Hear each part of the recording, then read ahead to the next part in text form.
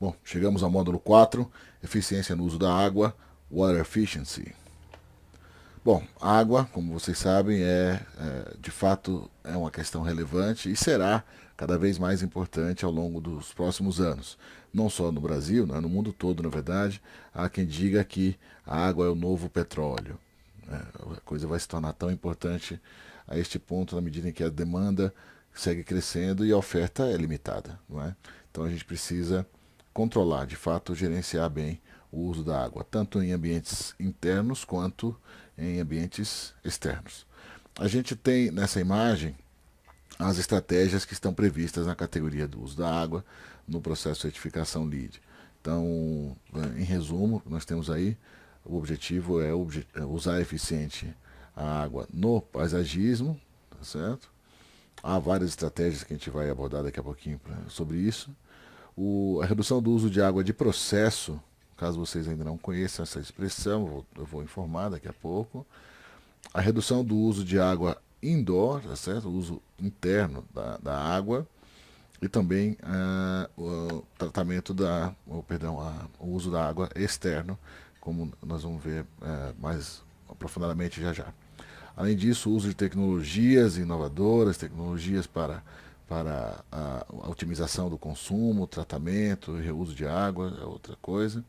E o uso da água eficiente no site, como já comentamos. Então vamos lá. Estes são o pré-requisito e os créditos de água, né, na categoria de Water Efficiency, do LEED BD+C V3, tá certo? 2009. Vocês vejam aí que nós tínhamos 10 pontos nesta categoria no V3. Agora nós temos algumas mudanças no V4. A primeira delas, você já vê aí esse crédito destacado em vermelho, é o que não tem mais. Ele foi excluído do V3 para o V4 e foi substituído, na verdade, já explico melhor.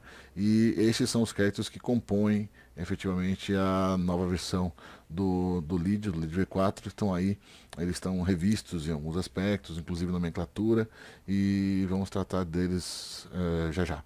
Já comento, todavia, já o seguinte. Vocês vejam que há novos pré-requisitos. No V3 a gente tinha apenas um pré-requisito, redução no uso da água em 20% em relação a um caso base. E agora nós temos a redução do uso da água indoor e também outdoor. São dois pré-requisitos, ou seja, não dá mais apenas para você se focar numa área, numa redução do consumo de água interna, por exemplo, e desprezar a questão do uso da água externa, ou menosprezar, digamos assim. Agora você tem que ir bem tanto no uso da água interna quanto no uso da água externa, usando o V4. E, além disso, criou-se um novo pré-requisito que diz respeito à medição. A medição no nível do edifício, ou seja, a medição, o consumo de água no edifício, em cada edificação, ele é obrigatório como pré-requisito. Isso é uma questão assim, que pode parecer meio óbvia, né? Porque os edifícios não teriam medição de uso de água.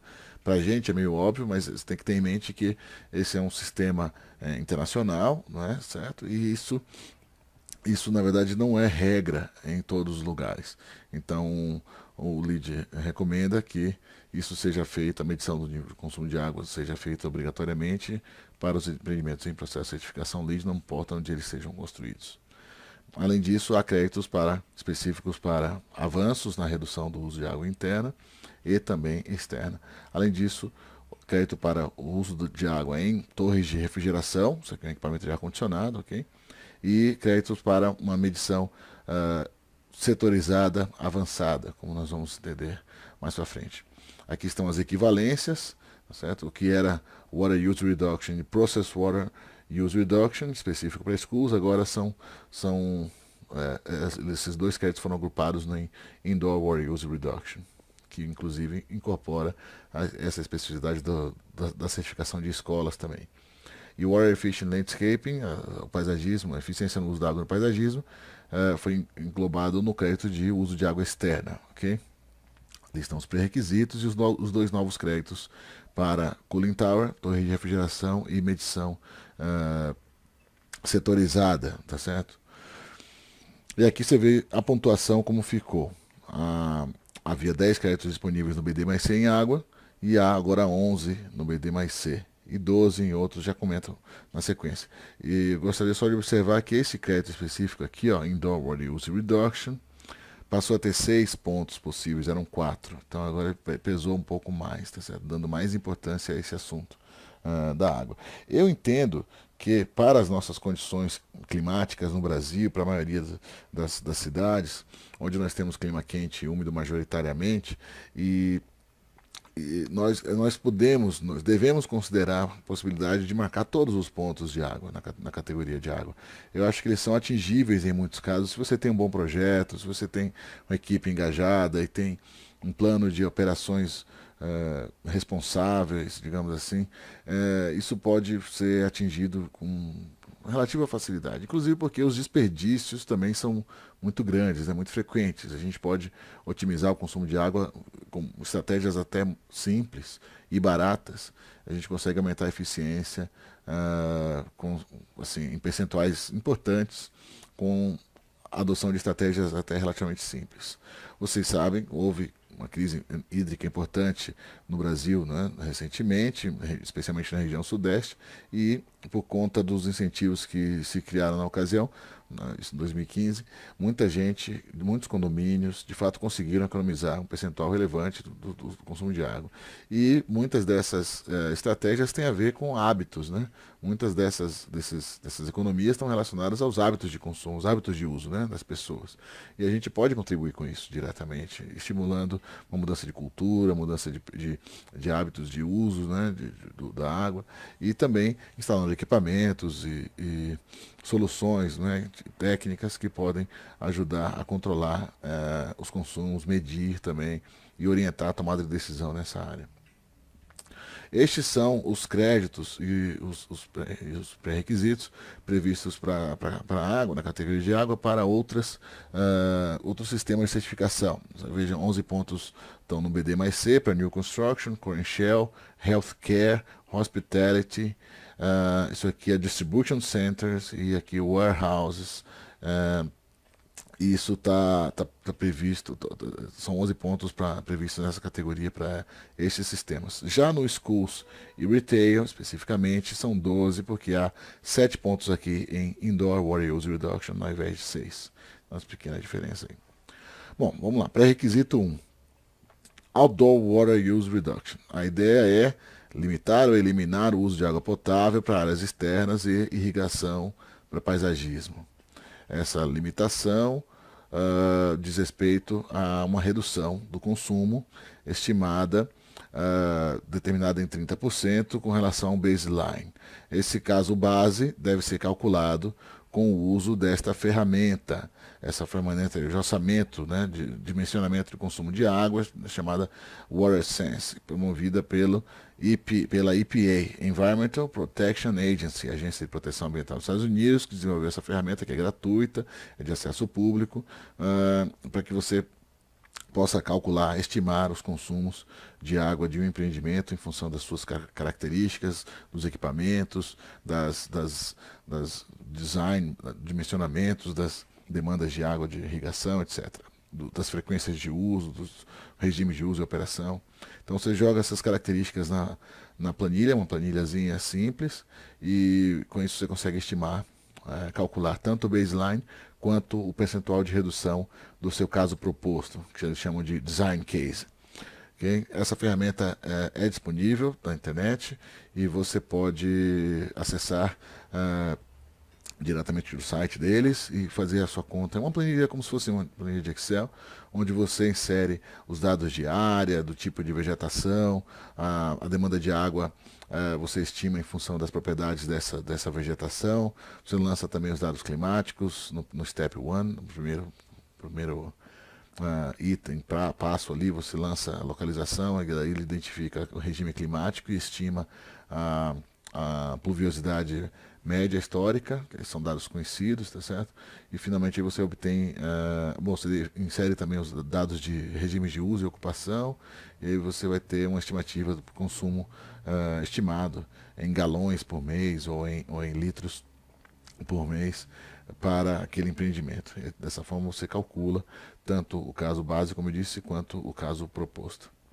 Outra opção para atendimento a este crédito é simplesmente não usar água potável para irrigação, ou seja, reduzir a zero o consumo de água potável para irrigação. E isso é possível com algumas estratégias, tá certo? Por exemplo, o uso de espécies nativas ou adaptadas que sejam que demandem menos água. Então, a especificação das espécies tem tudo a ver com esta estratégia, e isso requer normalmente o envolvimento de um paisagista no projeto, nas fases, preferencialmente nas fases iniciais do projeto, porque há decisões que têm que ser compartilhadas com outros profissionais, com outras disciplinas, tá certo? Além da arquitetura, evidentemente o paisagista deve trazer informações que vão ser úteis também para os projetistas de hidráulica, até eventualmente para o ar-condicionado. Me explico.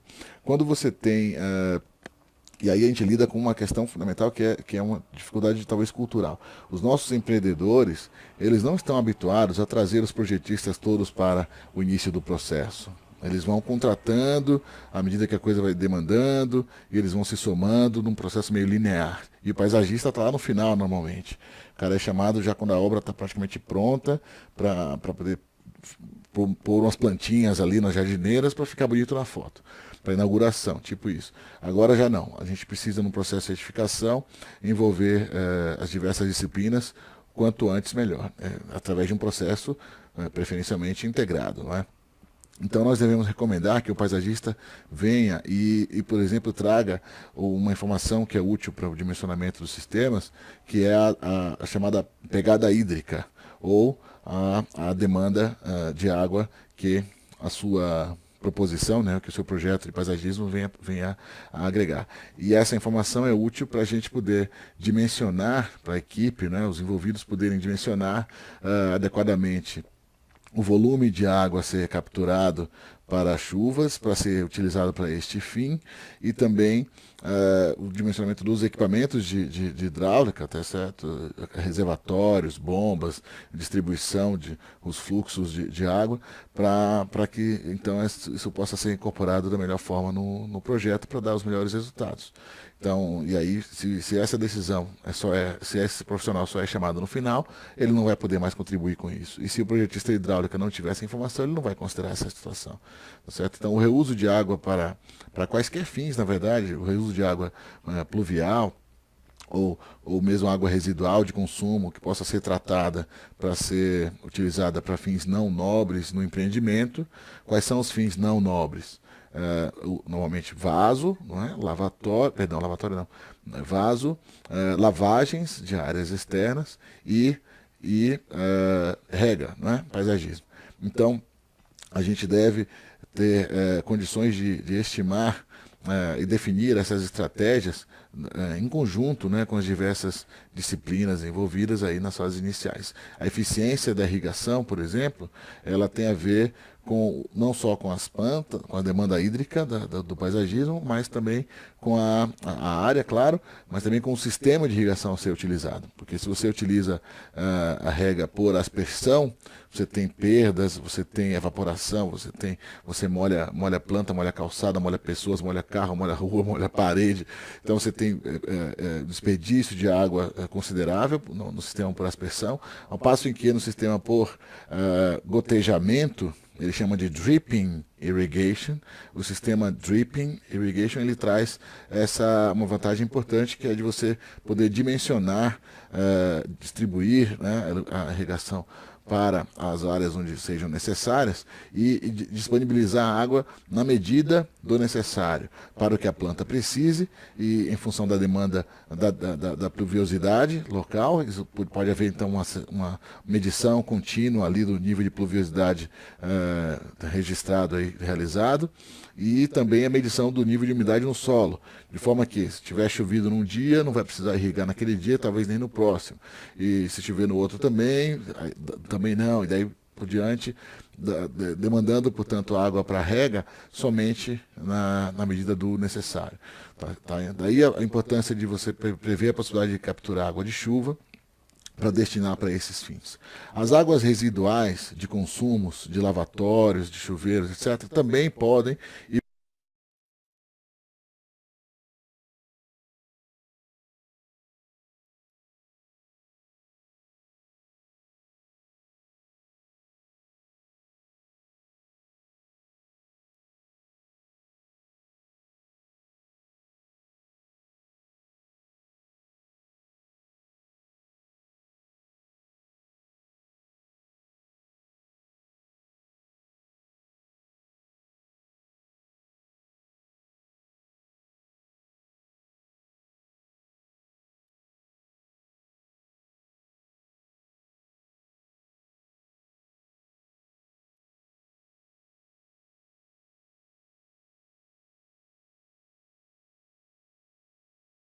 e devem até, eu diria, ser tratadas, ser coletadas, tratadas para serem reutilizadas também para esses fins não nobres, né?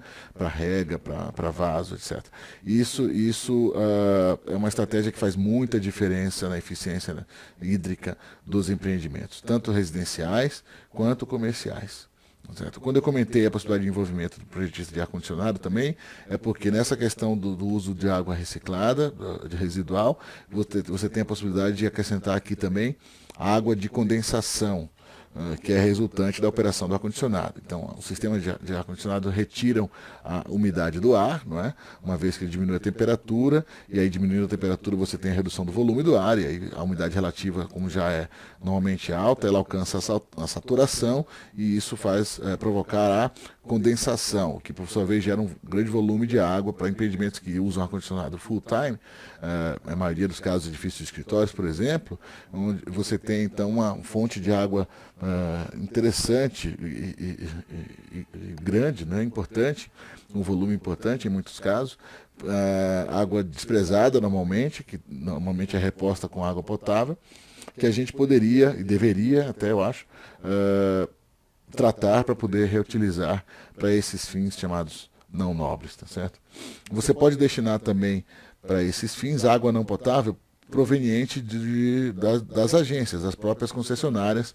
Há algumas que oferecem esse serviço, mas não é muito comum. Há algumas concessionárias, a SEDAI no Rio faz, aqui a Sabesp em São Paulo também tem, e há outras, mas isso não é uma regra, tipo, não dá para contar com isso sempre, ok? Em algumas situações você pode ter isso, mas na maioria dos casos no Brasil você não tem essa possibilidade de comprar a água cinza, né, chamada água cinza, água não potável, das concessionárias. E outra possibilidade também é, evidentemente, projetar um paisagismo que não requeira rega alguma, certo? O uso de vegetação chamada de xerófitas, eles chamam de xeriscaping, o paisagismo com xerófitas, são lâmpadas, são plantas que têm demanda hídrica muito pequena, são plantas adaptadas a regimes hídricos de muito pouca pluviosidade e são chamadas suculentas também. Muitas suculentas são cactáceas, elas todas são xerófitas, são uma boa opção para o paisagismo em algumas regiões, se for isso, o design do paisagismo permitir e tal, for apropriado, por que não? Você pode fazer um sistema um projeto de paisagismo que não demande irrigação alguma, se for o caso, se for possível, tá? É uma ideia interessante. Então, para que você possa atender essas estratégias, esses objetivos, você deve considerar as condições de solo, de clima, o uso de plantas nativas ou adaptadas, o sistema de irrigação de alta eficiência, preferência um sistema que é drip, micromister, tá vendo?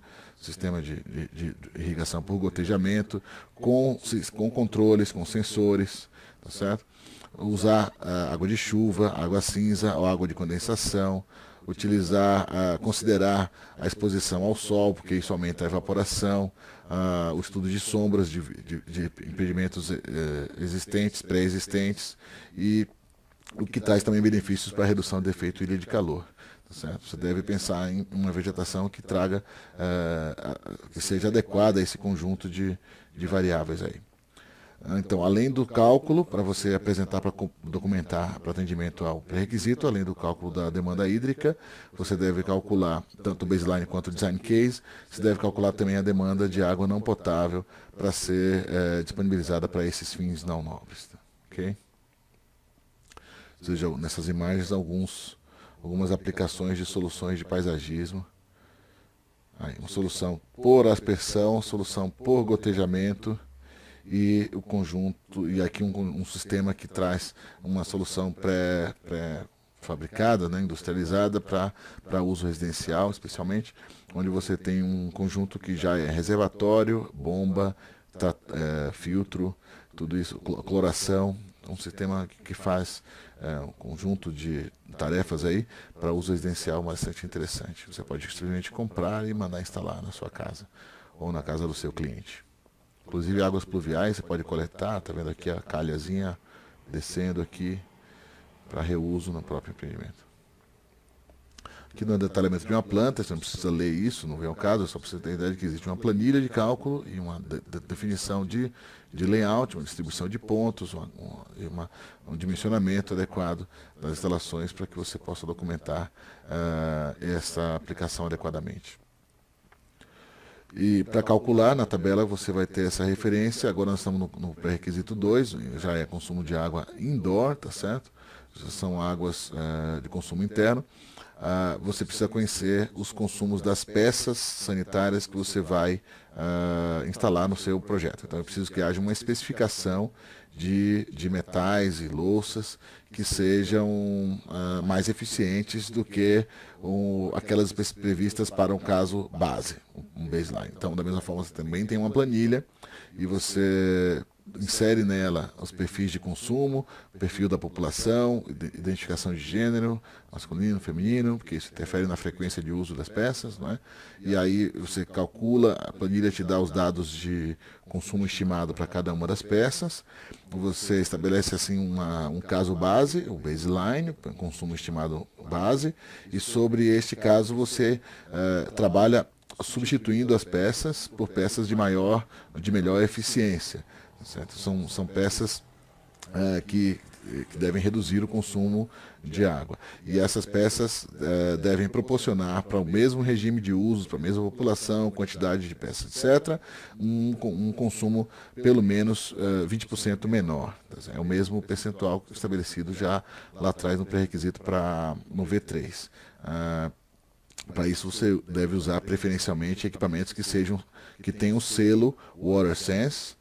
Existe também uma referência técnica no Brasil para isso, são selos de baixo consumo, e o Programa Brasileiro de Qualidade da Construção, né, PBQPH, da habitação, também tem uma referência para a eficiência de peças sanitárias brasileiras. Então, o Inmetro também. Então, você pode fazer a equivalência e passar a adotar. Normalmente, os projetistas nos processos de certificação com os quais a gente lida, eles nos solicitam, a gente fornece uma lista de peças com seus respectivos desempenhos, consumos estimados, para que eles então escolham as mais adequadas. Então, normalmente ele escolhe a partir daí, a gente calcula e vê que resultado que dá. Se estiver adequado, vamos bola para frente, se não tiver, a gente revê. Normalmente esbarra numa questão de orçamento e tal, mas hoje em dia, para projetos bem feitos e com equipe bem montada, com projetistas experientes, normalmente a gente já parte de um cenário de economia bastante interessante em relação ao baseline. O baseline é tranquilo de atender. Tá certo? A referência em relação a esses índices de consumos esperados para as peças sanitárias, tanto para o baseline quanto para o design case, são referências que são publicadas nessa norma da EPA, o chamado EP Act de 92, que é uma regulamentação oficial nos Estados Unidos para o estabelecimento dos consumos de equipamentos diversos, tanto equipamentos elétricos quanto equipamentos hidráulicos, sanitários, porque claramente eles entendem, claro, com razão, que o consumo de água impacta também diretamente no consumo de energia, não é? Porque a água precisa ser tratada, recalcada, distribuída, etc. Então há relação direta entre uma coisa e outra.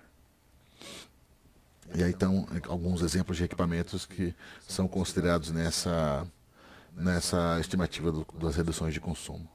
Bom vocês irem conhecendo essas expressões que eles usam, tá?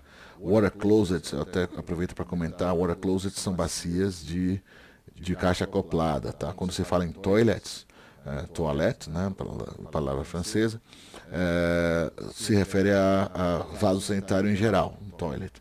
Agora, quando eles falam water closets, são vasos sanitários de caixa acoplada, ok?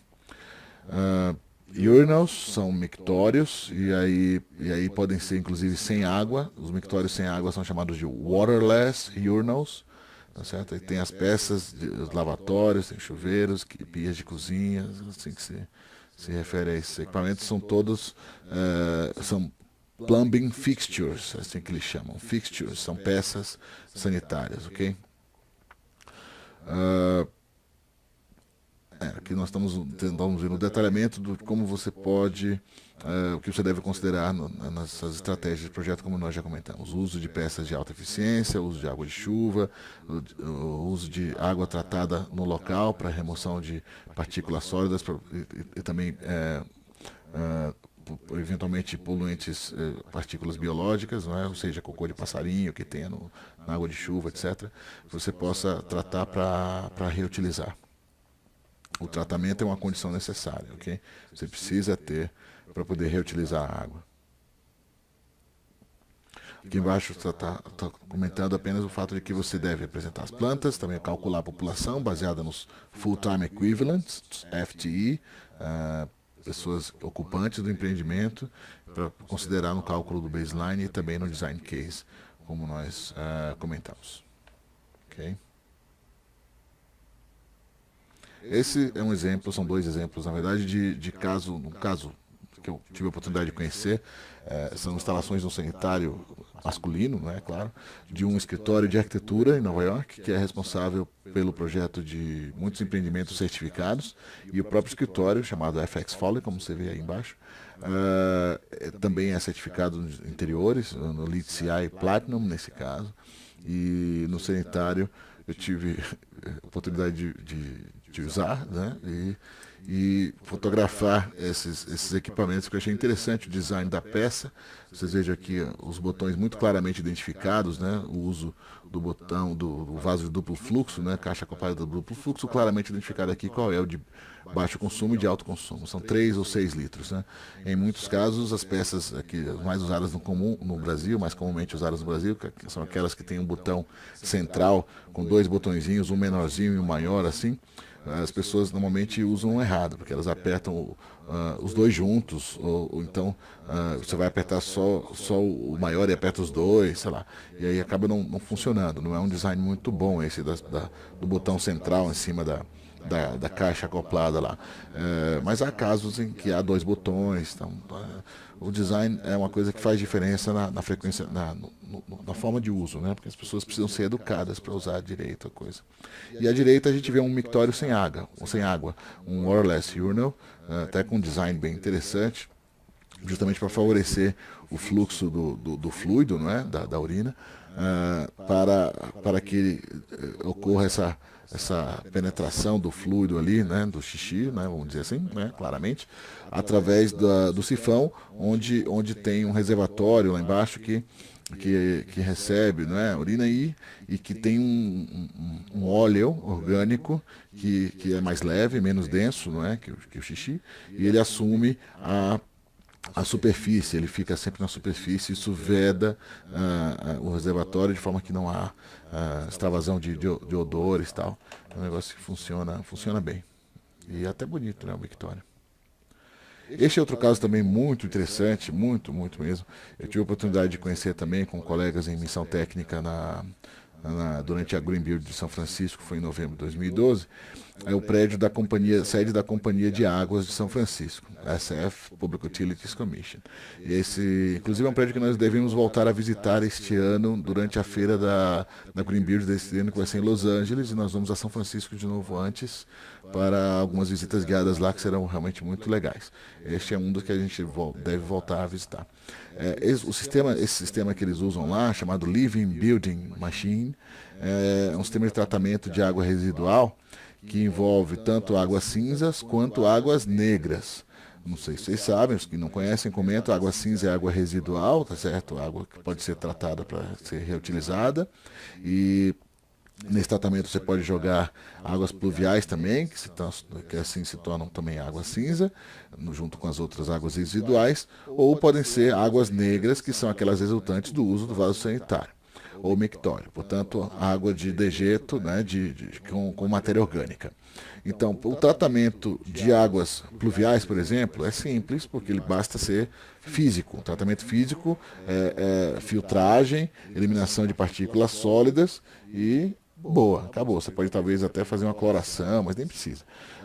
Já o tratamento de água residual de lavatórios, de chuveiros, precisa, como tem shampoo, tal, sabonete, é preciso que ele passe por um tratamento além de físico, também químico. Aí o cloro é necessário e há outros elementos que podem ser agregados aí no tratamento químico. Agora, para a água negra, portanto, com resíduo de matéria orgânica, aí o tratamento tem que ser biológico, físico, químico e biológico. Então, para isso é preciso que nós disponibilizemos plantas e bactérias para fazer esse trabalho de decomposição da matéria orgânica. E esse sistema Living Building, Living Machine, eu falei Living Building, me enganei, desculpa, é Living Machine, não Living Building, isso é outro assunto, é outra certificação, talvez a gente trate em outro momento, em outro curso, talvez. Nós estamos falando agora do sistema chama Living Machine, está aqui o detalhe. A ideia então, fazer com que a água residual passe por uma estrutura onde tem um paisagismo e essa vegetação está ali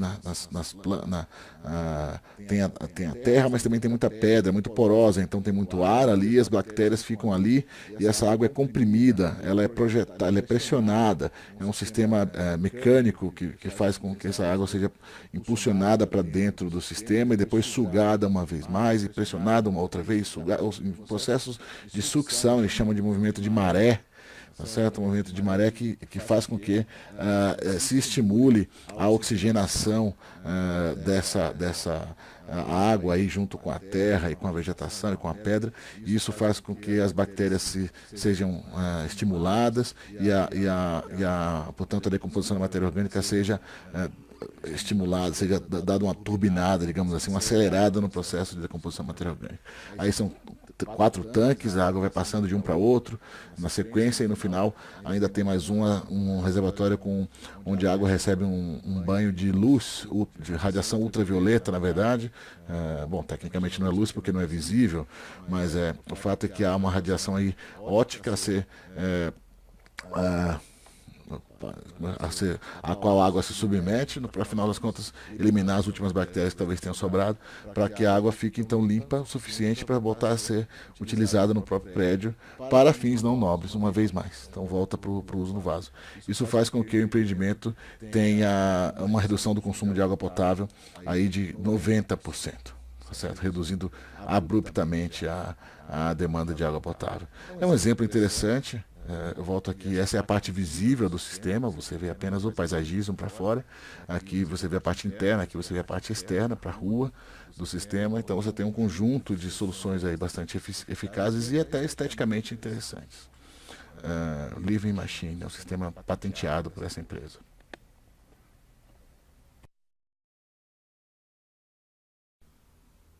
Bem, vamos ao terceiro pré-requisito da categoria de água, Building Level Water Metering. A ideia aqui, como eu disse, é garantir a medição da água no nível da edificação, ou seja, o consumo global da edificação, e também, eventualmente, identificar oportunidades para medições adicionais, por segmento, por uso, etc.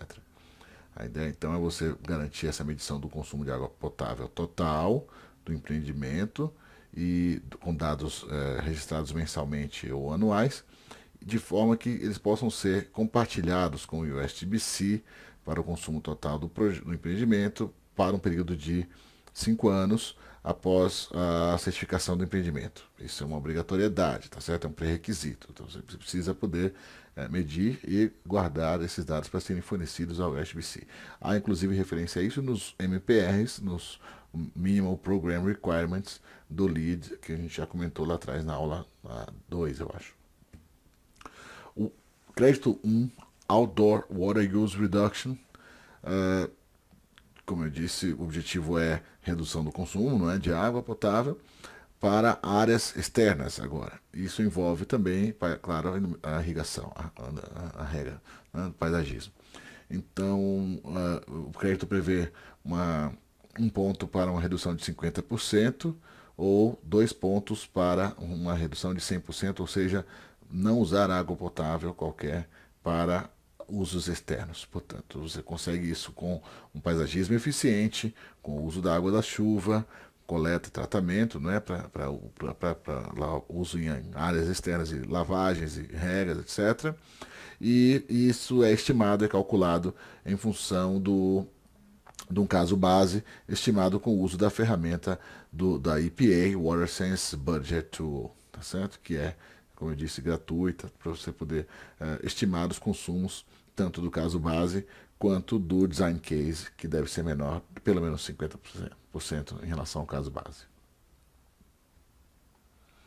O crédito 2, Indoor Water Use Reduction, diz respeito, claro, ao consumo, à redução do consumo das águas em uso interior, e a referência agora a pontuação é a partir de 25% de redução, uma vez que no pré-requisito de Indoor Water Use Reduction, a meta era de 20% de redução de consumo em relação ao caso base.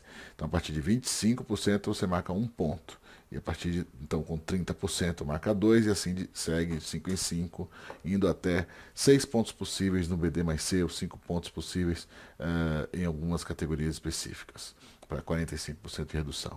Aqui há, já vale a pena comentar, a possibilidade de buscarmos um crédito de performance, um ponto de performance exemplar. Performance exemplar é um ponto bônus, tá certo? Está previsto lá na categoria de Innovation Design, que nós podemos marcar, alguns são 6 possíveis, nós podemos marcar quando vamos muito bem no atendimento a créditos existentes no processo de certificação.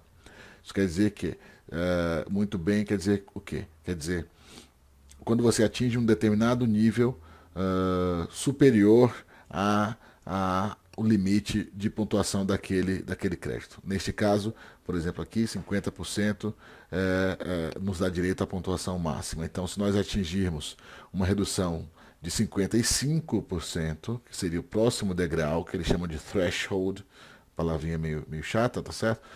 Então, o próximo degrau seria 55%, então nós teríamos direito aos 6 pontos aqui neste crédito, na categoria de água, e mais 1 ponto bônus por performance exemplar lá na categoria de Innovation Design. Okay?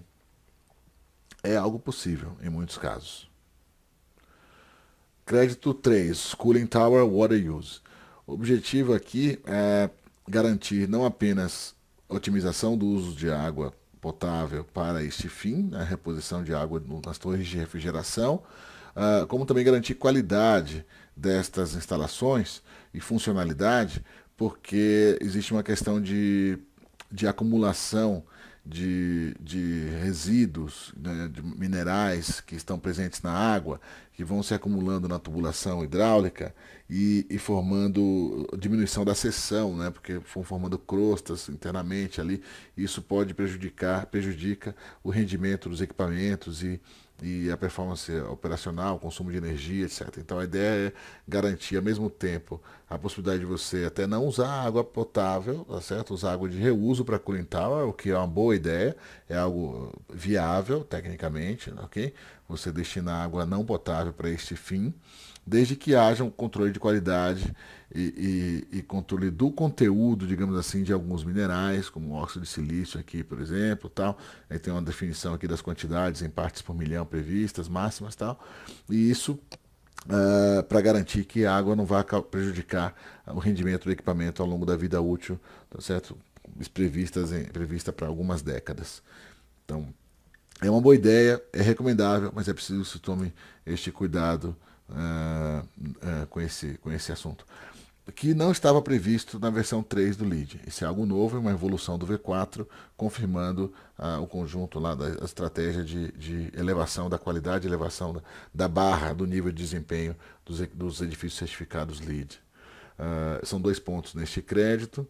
1 ponto para uma medição com a frequência de 10 ciclos, até 10 ciclos de renovação da água, e 2 pontos para mais de 10 ciclos. Tal. Só lembrando que esses índices, esses dados aqui de quantidade, limite e tal dos elementos, essas são informações que não são normalmente solicitadas para você saber na prova do LEED GA, ok? Mas possivelmente venham a ser na prova do LEED AP da especialidade. Water Metering. Agora nós estamos falando medição, não é, do nível da água, é um crédito 4. Estamos falando de oportunidades para otimização do consumo, desde que você possa medir especificamente os consumos de água de pelo menos 2 equipamentos ou sistemas específicos, certo? Podem ser sistemas de irrigação, sistemas de consumo interno, de consumo de água quente, de água de processo, de água reclaimed water, água que você compra da concessionária, água cinza, se tiver essa possibilidade de comprar da concessionária, água para aquecedores, etc. Então, tudo que você tiver de grandes consumos, caldeiras, piscinas, eventualmente, tudo que você tiver com consumo relevante de água, você deve poder fazer medição específica, individualizada. Isso se chama medição setorizada, e isso ajuda a você permitir ao usuário algumas facilidades na gestão, na operação, porque a informação em relação ao consumo específico pode ser útil para a tomada de decisão em relação à manutenção, por exemplo, a identificação de eventuais falhas operacionais ou de anomalias operacionais. Então, isso é útil para você poder permitir a otimização na operação. Okay?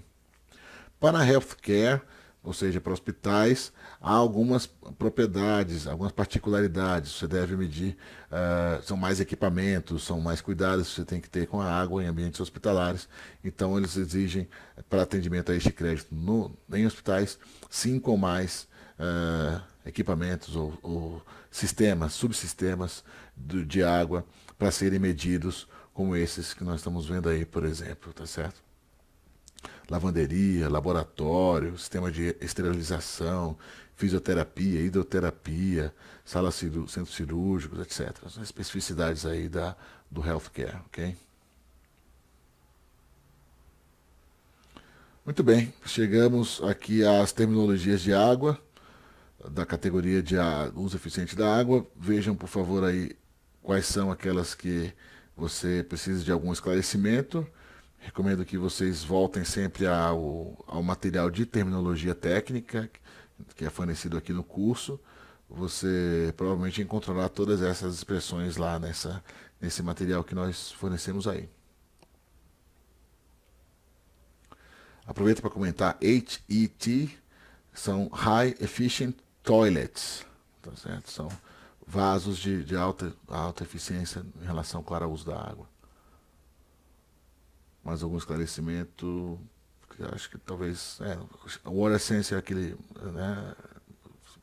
selo, né, do consumo de água. Xeriscape é a vegetação com xerófitas, paisagismo de xerófitas. Mais informações, por favor, nos comentem através do tutoria@ecobuildingforum.com.br.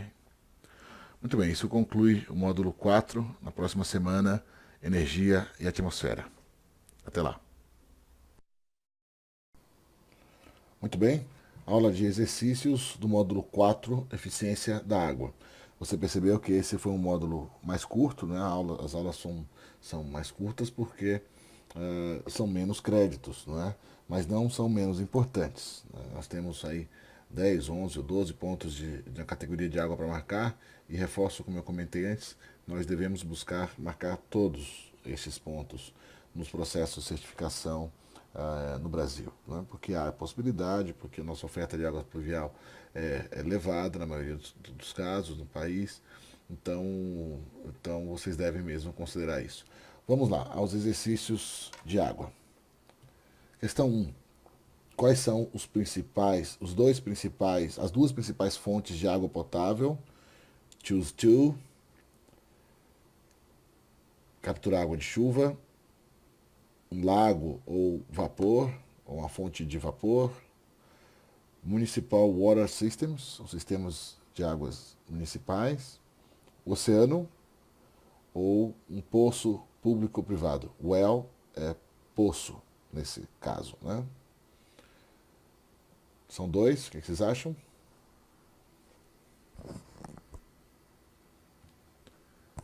Sistemas municipais ou poços artesianos, né? Privados ou públicos. Podem ser fontes de água potável, ok? Claro que para poços é preciso passar por testes qualitativos para verificar o nível de pureza, etc. Mas, sim, é uma possibilidade para fontes de água potável. 2. Which of the following, quais das afirmações a seguir, qual não é uma estratégia para reduzir a água de escoamento superficial, né, runoff. para reduzir o escoamento superficial de água de chuva? Qual não é uma estratégia para reduzir o escoamento superficial de água de chuva? Minimizando a projeção do edifício. Building footprint, repito, é a projeção do prédio. Increasing impervious paving, aumentar a pavimentação impermeável. Uso de bioretention, quer dizer, são retentores de biovaletas, digamos assim.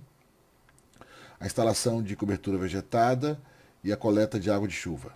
Qual não é uma estratégia para reduzir o stormwater runoff?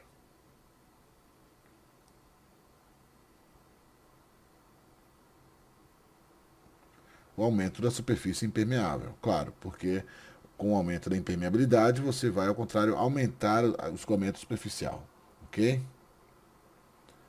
Vamos lá, questão 3. Qual tipo de água não é permitido que se utilize para fins de irrigação? Água potável, água de poço, água negra, água cinza ou água de chuva capturada?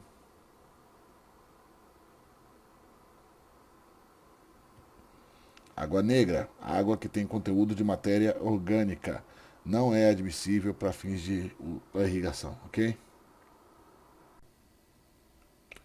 Questão 4. Se um time de projeto está reutilizando água cinza num processo LEED, quais são os dois usos mais apropriados para essa água cinza? Choose two. Lavar as mãos. B. Toilet flushing. C. Lavar roupas. D. Irrigação por gotejamento, drip irrigation. E E. Spray irrigation, irrigação por aspersão.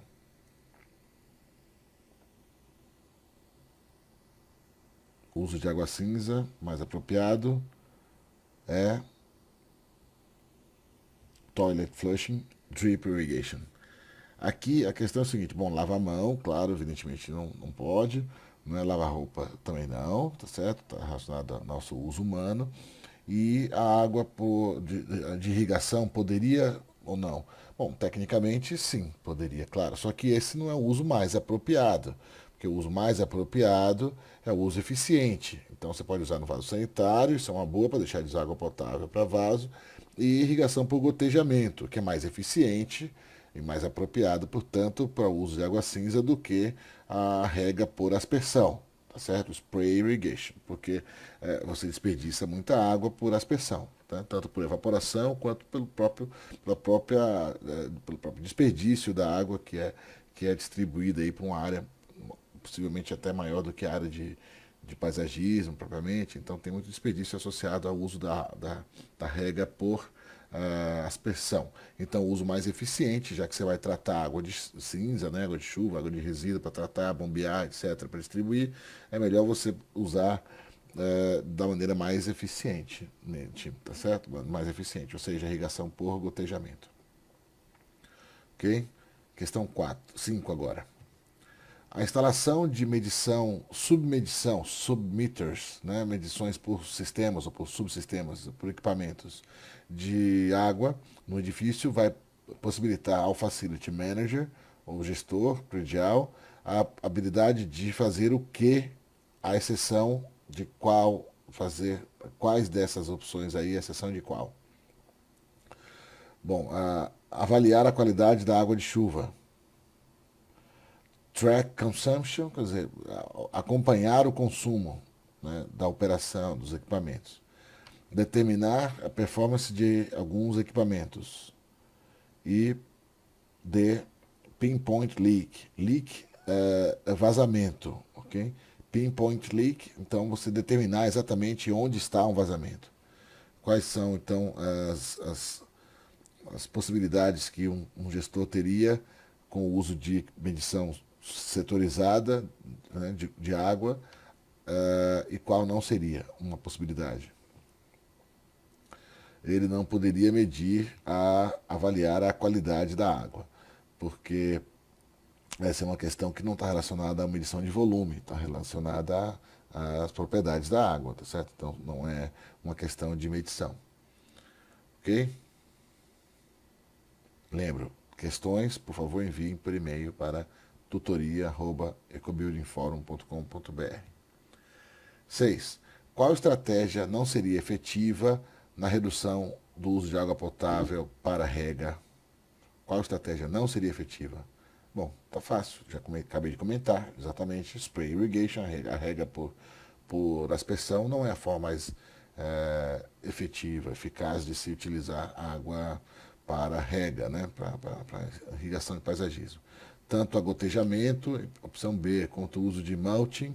Mulching é o que o que a gente chama de cavaco, são aquelas lasquinhas de madeira tal, que são espalhadas aí sobre a vegetação, sobre a terra, tal, ao redor das plantas, talvez, para poder acumular umidade ali, para reter umidade, para ficar disponível ali para a planta poder usar por mais tempo, tal. Então, é uma estratégia que é interessante. Muitos paisagistas gostam de usar o cavaco no paisagismo, fica até bonito, tal, em alguns casos, tal. Então, é uma ideia. O uso de plantas nativas ou adaptadas, sim, claramente é uma estratégia para reduzir o consumo de água. Claro, a coleta de água de chuva também contribui. Então a resposta correta é a spray irrigation. Questão 7. Que tipo de sistema ou equipamento não utilizaria água de processo? Que tipo de equipamento não utilizaria água de processo? Domestic hot water heater, aquecedor de água para uso doméstico, né, para banho. Dishwasher, lava-pratos. Clothes washer, lava-roupas. Cooling tower, torres de refrigeração. Ou food steamer. Steamer é vapor. Food steamer deve ser uma panela de pressão, panela a vapor. Então, qual você acha? O aquecimento de água para banho. Essa água vai para consumo direto, não é água de processo, tá certo? É água de consumo. Então, os outros equipamentos são equipamentos que demandam água para o funcionamento, para a sua operação. Tá? Então, não é água de consumo direto. Ok? Questão 8. Qual das alternativas a seguir um arquiteto paisagista utilizaria para medir o consumo de água outdoor num projeto, de água externa, não é? Do paisagismo? A. Local Historic Records, registros históricos, né, de águas pluviais, né, de pluviosidade. EPA WaterSense Water Budget Tool é a ferramenta que se utiliza para calcular o consumo de água, portanto, né, a resposta correta, já antecipo. O IP Act 92 é o instrumento que publicou, né, os consumos de peças sanitárias, que a EPA publicou para regular o consumo de peças sanitárias nos Estados Unidos. E IPC e UPC Codes são códigos internacionais de definição de consumos de peças sanitárias, utilizadas mais fora dos Estados Unidos, mas também nos Estados Unidos, para quando se quer saber datação. São sistemas, são códigos utilizados na certificação, previstos na certificação LEED BOM, de operação e manutenção, para a definição, para a comparação dos consumos atuais em relação às peças históricas. Então, eles trazem referências de datas para as peças sanitárias. Então, aí você consegue comparar os consumos atuais com o de peças antigas, digamos assim, utilizadas até tal data, a partir de tal data, tal assim. Essas questões, esse assunto como outros assuntos, são coisas que vocês vão tomando conhecimento à medida que vão se aprofundando nas leituras, tá certo? Nem tudo aparece no Study Guide. No Core Concepts, por exemplo, essas coisas não aparecem. Você vai assimilando essas informações à medida que vai lendo os textos mais específicos, à medida que vai lendo mais, vai fazendo simulados como com esses exercícios, você vai assimilando inclusive questões que trazem referências para respostas de outras questões, tá certo?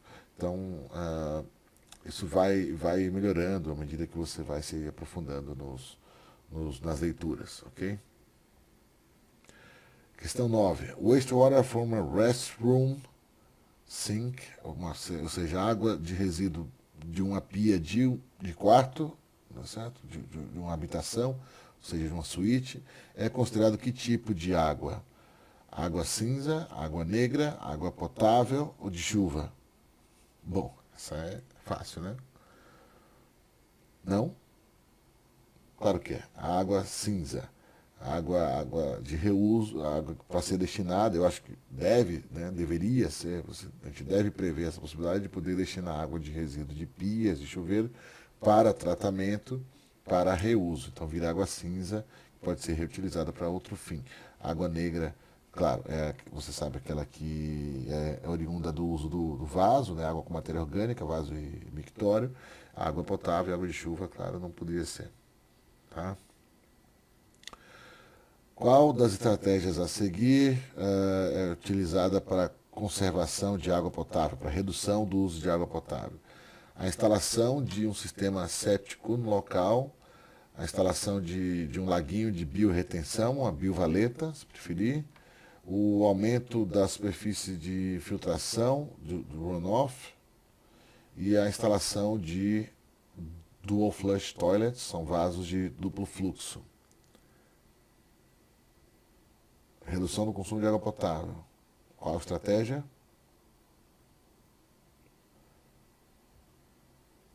Instalem dual flush toilet, claro, porque as demais alternativas anteriores são usadas para retenção de água. Né? E fossa séptica é outro assunto, na verdade, né? É tratamento de água residual. Para redução do consumo de água potável, é a instalação de vaso de duplo fluxo. Ok? Muito bem, pessoal. Fechamos mais essa aula de exercícios, trazendo mais algumas referências de leituras, para vocês se aprofundarem nos assuntos que a gente viu aí e tem visto. Se você não leu ainda o Study Guide do GA, faça-o. A essa altura você já deveria ter lido, ok? O Core Concepts Guide, da mesma forma. Eu reproduzi aqui mais uma vez nas referências para te lembrar que você precisa lê-los. Além disso, acrescentei mais uma leitura aí nas referências básicas. A Foundations of Lead é outra publicação, essa mais recente, é de 2015, é bastante interessante, trata de questões gerais, das evoluções do lead e cabe também recomendar aqui. Como referências complementares, eu acrescentei aí uma introdução ao LeadDB, OM, porque surgiu uma questão nos exercícios que envolve o assunto relacionado a EBOM, e também aproveitei para inserir o Study Guide do EBOM, da versão 3, que foi desenvolvido pelo GBC em português. Essa é uma forma de você, por exemplo, se aprofundar naquela questão que apareceu, aquele assunto que apareceu ali do IPC e UPC, os Plumbing Codes.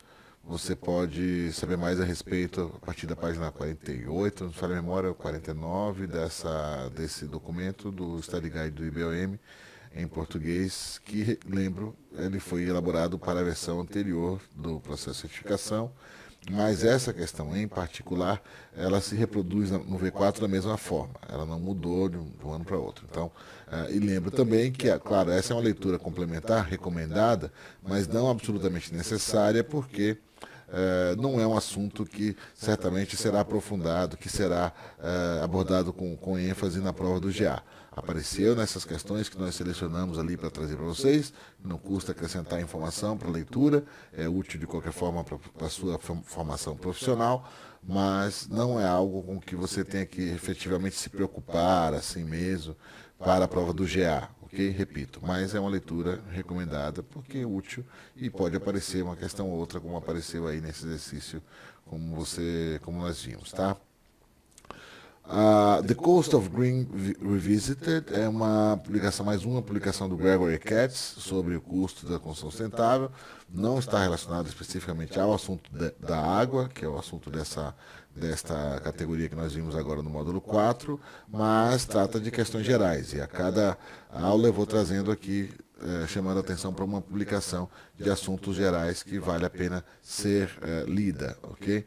E por último, acrescento uma outra publicação, The World's Greenest Buildings, mais uma do Jerry mas de novo, que trata de estudos de casos, de empreendimentos certificados pelo mundo, empreendimentos sustentáveis, não necessariamente certificados pelo mundo, casos que são referência tal, e essa publicação não está no material, tem que ser adquirida, você pode buscar pelo Amazon talvez, pedir, comprar, né?